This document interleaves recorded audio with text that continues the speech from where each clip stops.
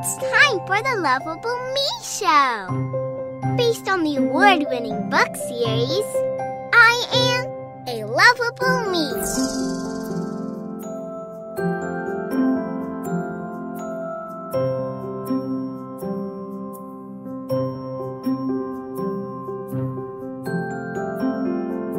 Get ready to have some fun learning with Lovable, our resident enlightening bug.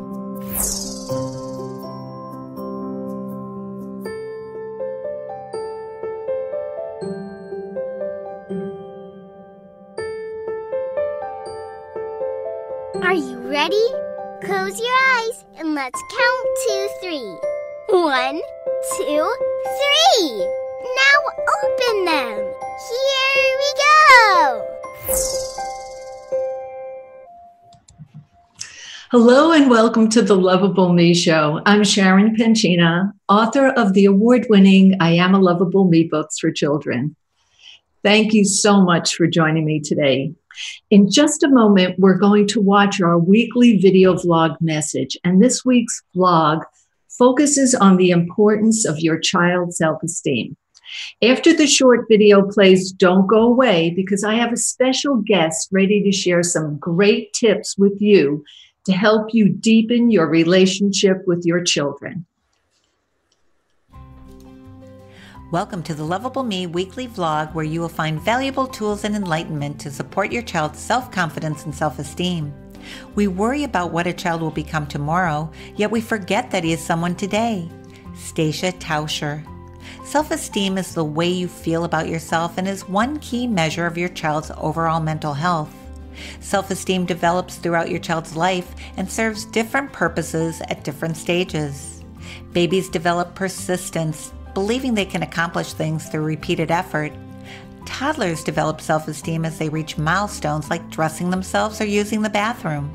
As your child gets older, their relationships with peers and other adults plays a major role in developing their self-esteem. A child's self-esteem affects friendships, success in school, ability to deal with problems, and overall confidence. Children with good self-esteem are better able to deal with strong emotions and to cope with challenges and frustrations when they arise. Here are 4 ways to nurture your child's self-esteem. Teach your child daily affirmations to help them develop a healthy internal dialogue. Give praise when your child exhibits genuine effort or succeeds in activities. Encourage your child to think about decisions and their consequences, and give your child the independence to solve their own problems. Supporting and encouraging your child's self-esteem will help them make good choices throughout life to be the best that they can be. And don't forget to check out our Lovable Me books in Apple iBooks, Amazon Kindle Books, and Google Play Books.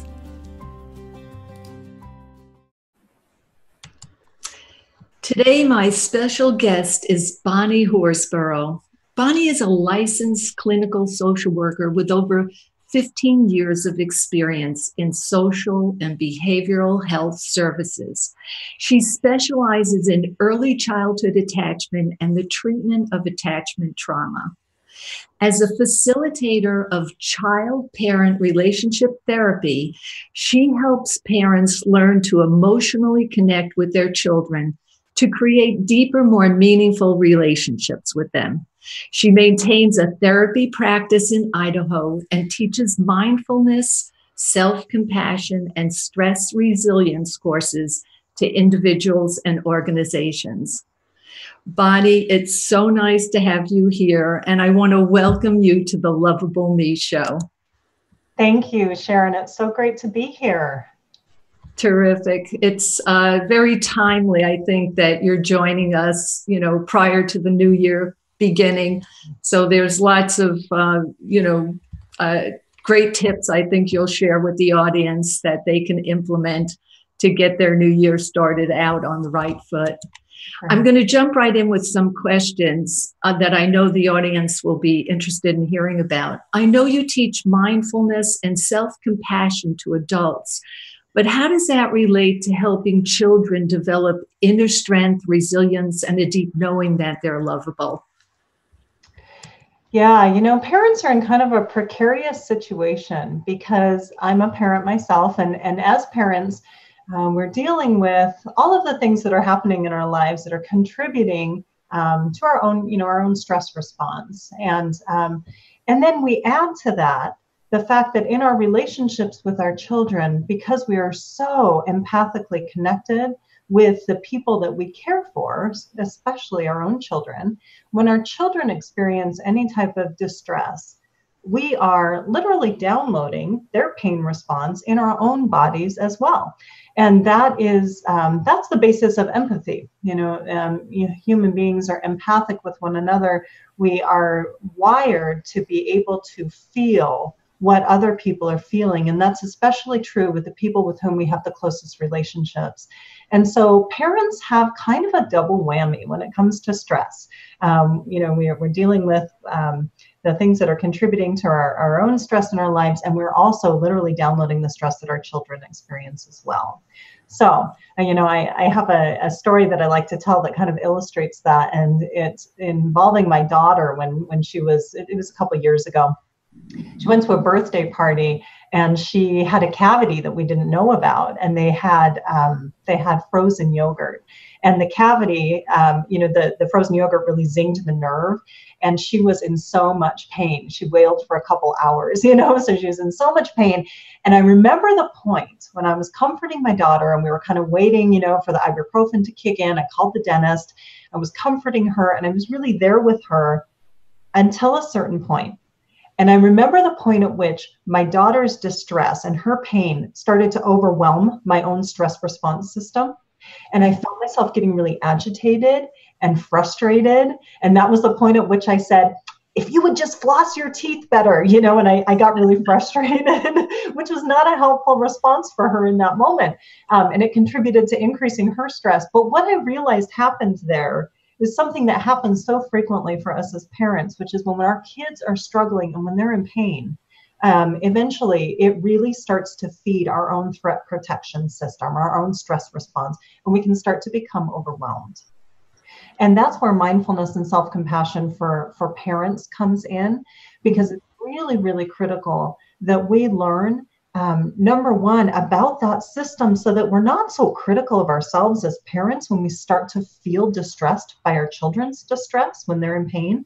But there are really concrete things that we can learn to do to activate actually our own stress protection and our own caregiving response toward ourselves so that we can calm ourselves down when we are tasked with being with our children through difficult experiences. Most parents would say that when their kids are struggling, they want to be able to show up as compassionate, caring, helpful coaches, guides for their kids, right? Mm-hmm. And the only way that we can do that is if we are taking care of our own stress response in the same moment that we're trying to help our kids through something difficult.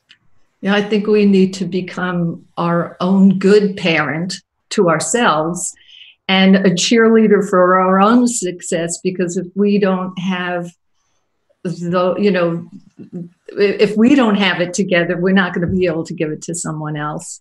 That's right. And I think sometimes the immediate, our immediate inclination is we want to fix it. We just want to fix it. And I find learning, and implementing sort of the art of detachment is a helpful tool for me, in those circumstances. And then I can come back to the situation and address it from a completely different perspective. Exactly. Yeah. When our stress response is activated, we go into what's commonly known as fight or flight response, right? And when our fight or flight response is activated, we tend to want to fix the child's problem really fast to make it go away. That's kind of like a flight response.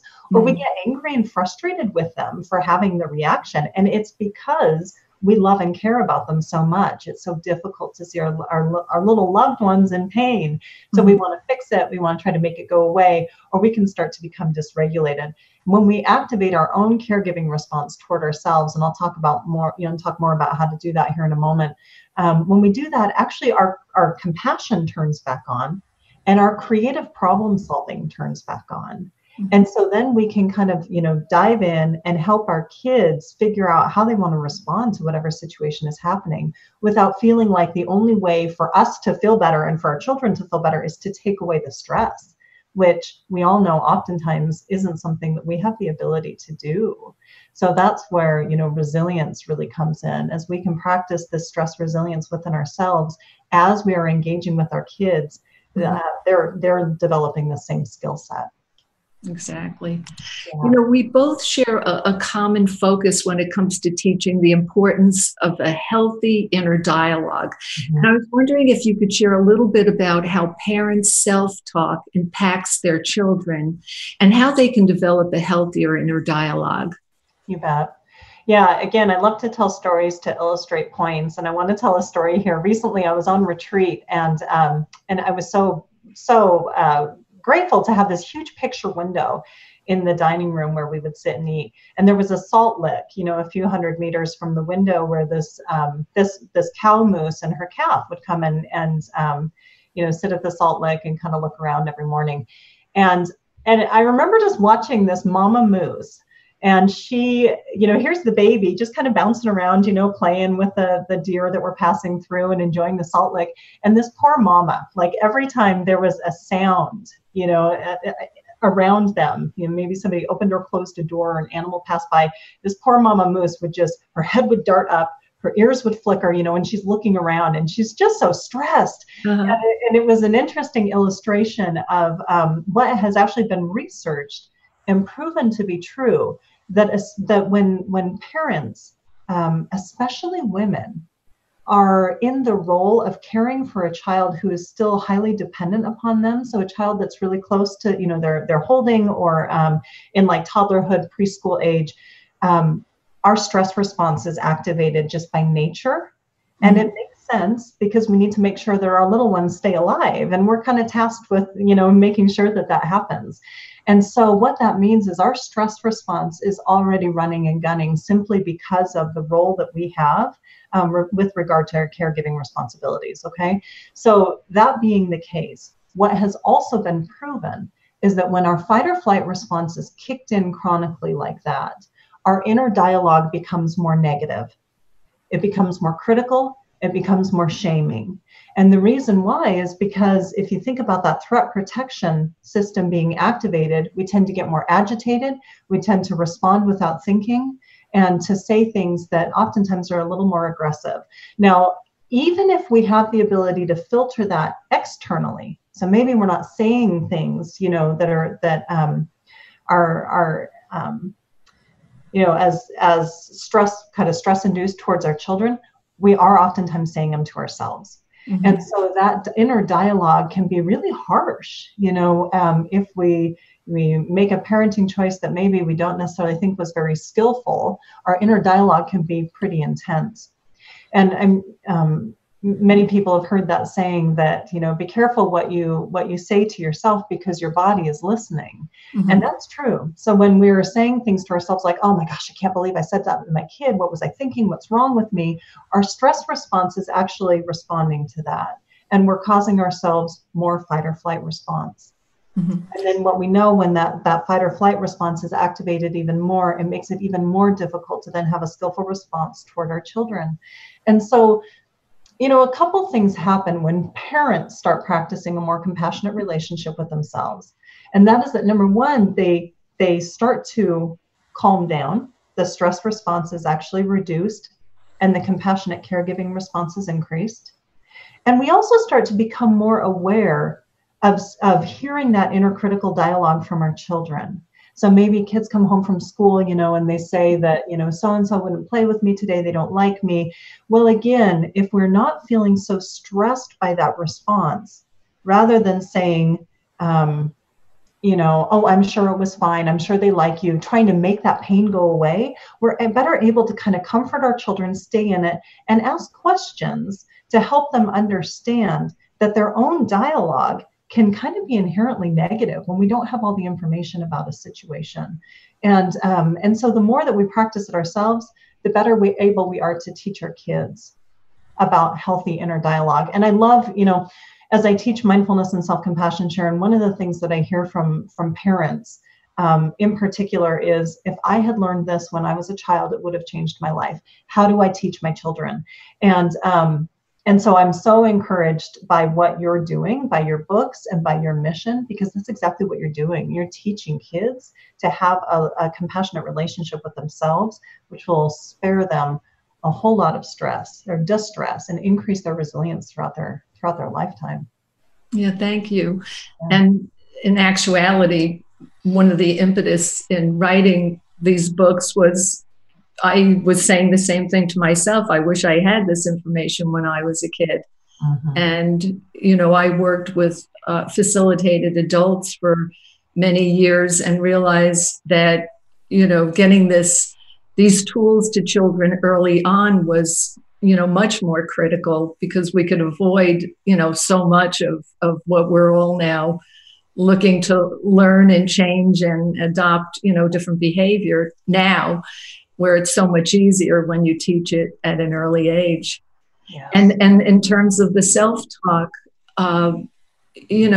whether we're, our self-talk and what we're expressing in front of our children or to our children is positive or negative, we're constantly acting as a role model in their lives. And, it's the work that you're doing is so vitally important, because when we have the tools ourselves and we're in a good place, then we don't have to worry about, so much what we're modeling, and it all goes so much better. Absolutely.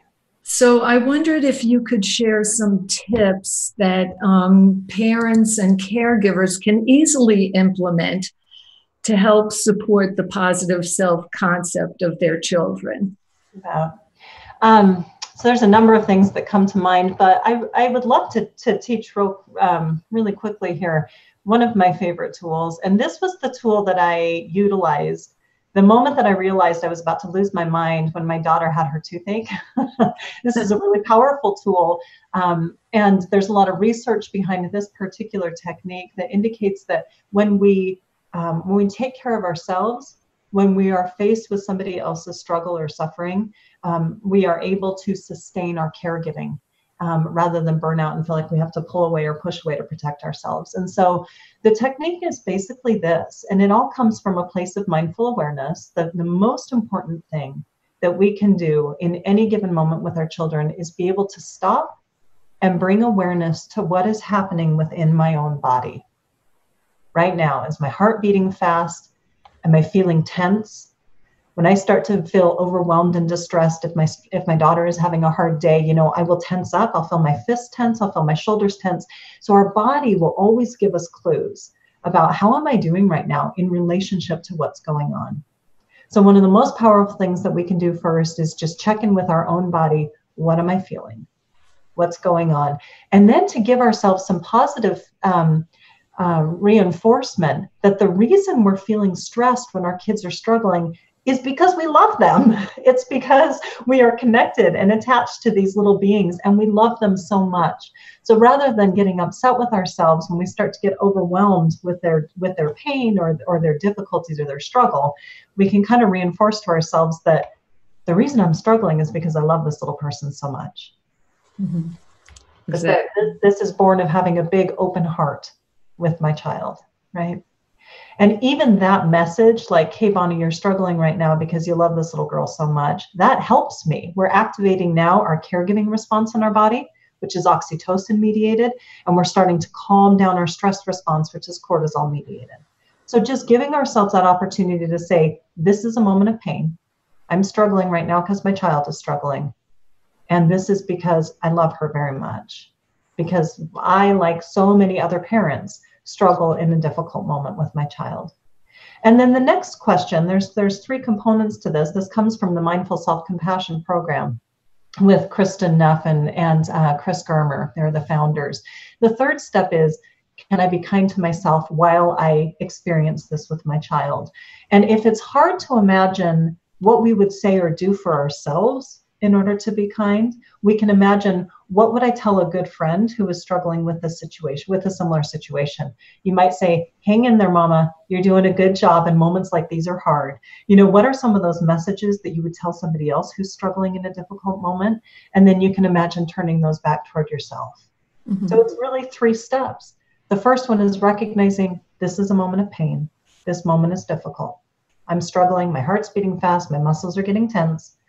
The second one is recognizing all parents who love their children feel this way in moments such as these. This is not unusual. In fact, it's just a normal, healthy response to being a caregiver. And then the third one is, can I be nice to myself while I feel this so that I can reduce my own stress and be here for my kiddo? And then there's a technique that I like to pair with that. So we have those 3 steps. And then the technique that I like to pair with that, that's really simple to use in the moment, is to imagine breathing in, like just, imagining here for a moment, taking a nice deep breath in can help. It actually activates our relaxation response in our body, our sympathetic nervous system. So we start to activate our relaxation response in our body by taking a nice deep breath in and then breathing out. And imagine breathing in compassion for myself as a parent and breathing out compassion for my child in this moment. So breathing in for me and out for my child. And that was the technique that I used when my daughter was struggling with her toothache. Once I became aware that I was getting distressed, I started breathing in for myself. That being a parent in a moment when your child is struggling is difficult. And then breathing out for my daughter, because I want her to feel better. And what you're doing there is you're activating your caregiving response so you can remain connected to your child in a difficult moment. And you can also take care of your own stress, your own stress response, basically. That's terrific. You mentioned the three different things to be aware of, and I was ready to jump in there and say, well, what about breathing? And then yes. You kind of wind it all up with that, which is really just such a great response. If we could condition ourselves just to breathe, as opposed to, whenever we notice there's reactiveness, recognizing that we're reactive and then turning that around through the breath and breathing. And when breathing becomes the habit that we adopt, wow, things really change very quickly. Absolutely. And all it takes is practice, mm-hmm. right? So that it's a conditioned response, and it can start to become quite automatic, really, with enough practice. So recognizing that once your mind registers, I'm struggling and I'm tense, then we can start breathing in deeply for ourselves to bring that stress response down, remembering that at that point, we are better equipped to be able to respond compassionately and skillfully to our children. Exactly. As we're oxygenating the brain, we can think more with greater clarity. That's right. And, it's almost one of those things that we don't have to do a lot of thinking once we adopt that as an automatic behavior, because once that kicks in, then, we can think more reasonably, rationally, and respond, at a higher level. I wanted to mention to you that I had listened to one of your guided meditations, and I was struck by your focus on expressing gratitude as a practice. And I think that's such an important practice to adopt, and one that's so easily overlooked in our busy lives. Mm-hmm. So I wanted to tell you that I started integrating the word gratitude or grateful in my daily affirmations. And as an example, instead of starting my day saying, today's a beautiful day, I now say, I am grateful for this beautiful day today. And it really makes such a difference. And I think it would be a great practice to teach children early on. So I want to thank you for that. Oh, you're welcome. My pleasure. Thank you for that feedback. Yeah, that was terrific. Yeah. Such a powerful technique. Mm-hmm. And I'd love to, invite you to come back again and share some, more of your wisdom with us. I've been really inspired in your presence and with what you've had to say. So I hope the audience has been as well. And I just want to thank you so much for joining us. Thank you, Sharon. This has been such a treat. That's terrific. So before I close the show out, I wanted to let the audience know that I have a very special gift waiting for everyone that visits the I Am a Lovable Me YouTube page. And there you'll find my positive affirmation sleep music for babies, which is actually great for babies, kids, and adults. This recording integrates relaxing music and uses guided meditation along with affirmations to help reduce stress while building confidence and self-esteem. And as many of us know, babies and young children can be the most challenging when it comes to sleep. So this soothing music will bring you peace of mind as your baby or young child sleeps more peacefully at nighttime or nap time. And this recording, just as a side note, produces deep sleep and uses neurolinguistic programming technologies, and also has a human heartbeat added to replicate the sound that babies hear in the womb. And all of this helps to slow and pace the listener into a peaceful sleep state. Hypnotic music deepens the relaxation, and affirmations are delivered by a mother's nurturing voice to help build confidence and self-esteem while your child sleeps. This audio recording is part of my award-winning series of books and CDs. And in just a moment, I will play a short clip directly from this powerful sleep tool. And at the end of that clip, you'll find a link to YouTube so that you can access the full-length recording. Please subscribe when you get there on my YouTube page. And don't forget to check out the Lovable Me books by clicking on the link in the comment section below. I'm your host, Sharon Penchina, and I look forward to seeing you all next week and hope you have a very happy new year. Thank you for joining us. You are loved deeply and completely.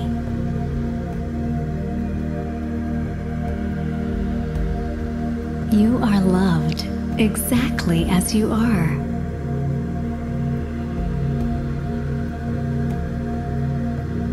You are the light and the love of the universe.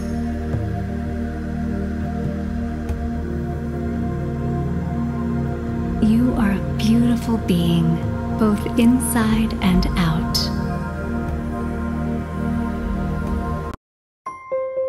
Thank you for watching the Lovable Me Show. Also, if you have any questions for Lovable, go ahead and ask away. Don't forget to visit us next week, right here in the Facebook bugbear.